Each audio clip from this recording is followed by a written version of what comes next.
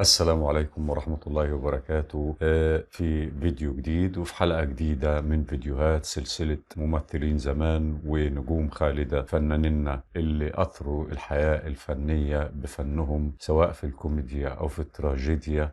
خلونا نحفظ ملامحهم ونحفظ أشكالهم ونحفظ أسمائهم، وخالدين في ذكرانا دائما. كلما رأيناهم عرفناهم شكلا واسما. ومنهم الفنان اللي هنتكلم عنه النهاردة، هو فنان كوميديان من الطراز الأول، فنان كوميديان واسمه محمود التوني.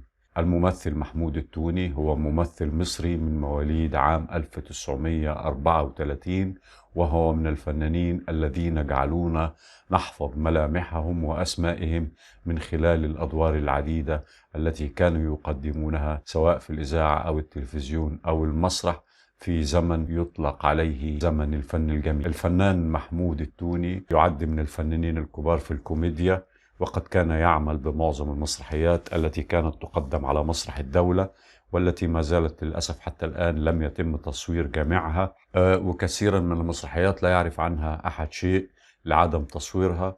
ومنهم على سبيل المثال مسرحية همبرجر، واللي كانت بتتعرض في مسرح السلام، وكانت من بطولة فؤاد أحمد وعلا رامي وصبري عبد المنعم وآخرون. الفنان محمود التوني تخرج من كلية التجارة، وبدأ حياته الفنية كممثل لأدوار البانتومايم، التمثيل الصامت. عرف بأدواره الكوميدية في المسرح والسينما، وشارك في عدد من المسلسلات التي تمثل علامات بارزة في مجال الدراما التلفزيونية، وبلغ رصيده أكثر من 90 عمل فني. من أفلامه فيلم أميرة حبي أنا، شياطين للأبد، شلة الأنس، الاتحاد النسائي، وأسعد الله مساءك، وهارب من التجنيد، وغيرها.